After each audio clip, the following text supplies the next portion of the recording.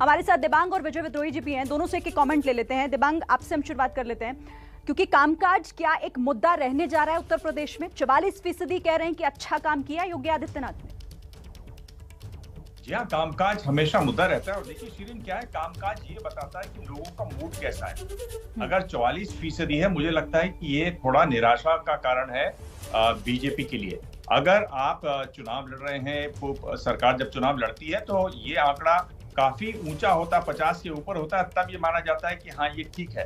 कामकाज में अगर ये 44% दिखा रहा है तो ये दिखाता है कि वो लोग बीजेपी की सरकार से उतने संतुष्ट नहीं है, क्योंकि कामकाज के अलावा लोगों को क्या पसंद है इसकी भी एक तरीके से झलक मिलती है इस सवाल में। और ये सवाल, ये जो है, ये अभी संतोषजनक चीज नहीं है। ये आंकड़ा काफी ऊंचा होना चाहिए था। ठीक है विजय जी, आपको क्या लगता है?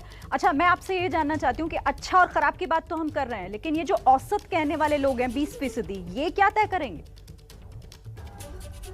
देखिए, ये औसत बड़ा महत्वपूर्ण है और जो खराब कह रहे हैं 36%, ये भी महत्वपूर्ण हो जाता है।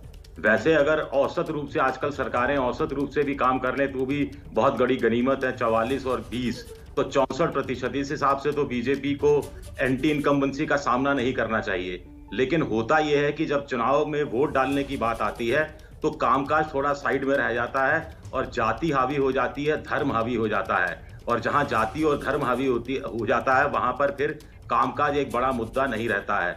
एक बड़ी बात यह है कि एक हकीकत है कि आप विकास का वादा करके तो सत्ता में आ सकते हैं, लेकिन मैंने विकास किया इसलिए मुझे वोट दो, ये कोई गारंटी नहीं है आपको दोबारा से सत्ता में लाने के लिए। ये एक जमीनी हकीकत है, क्योंकि किसी भी योजना से जिन लोगों को फायदा होता है उससे कहीं ज्यादा लोग, बड़ी संख्या में ऐसे होते हैं जिनको उस योजना का लाभ नहीं मिलता है।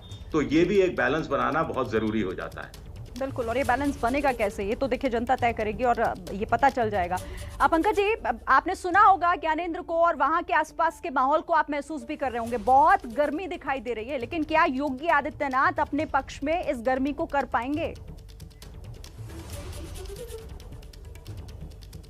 देखिए, कम से कम ज्ञानेंद्र जिस इलाके में थे, गोरखपुर, जिसके बारे में कहा जाता है कि योगी जी का अपना इलाका, जब मैं बात करता हूँ अपना इलाका कहना कि वहाँ बहुत कंफर्ट जोन में है।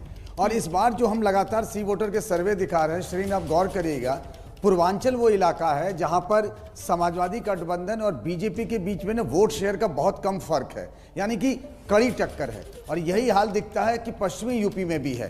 दो ऐसे इलाके हैं जहां बहुत कड़ा मुकाबला है इन दोनों के बीच में, और अवध का और बुंदेलखंड में उतनी कड़ी टक्कर नहीं है इन दोनों पार्टियों के बीच में। और इसीलिए मोटे तौर पर कहा जा रहा है कि अभी तक जो सामाजिक समीकरण है, या विकास की बातें हो, या धर्म की बातें हो, या दूसरे मुद्दे हो, कुल मिलाकर देखें तो हल्का सा एडवांटेज जो है वो बीजेपी को दिख रहा है। लेकिन एक सबसे बड़ी बात यह है कि यूपी में लंबे अरसे के बाद में एक बाइपोलर पॉलिटिक्स होता हुआ दिख रहा है। मतलब एक तरफ समाजवादी पार्टी और एक बीजेपी। ये सालों बाद यूपी में इस तरीके से चुनाव हो रहा है, तो बहुत कुछ शायद बदलने वाला होगा। ठीक है।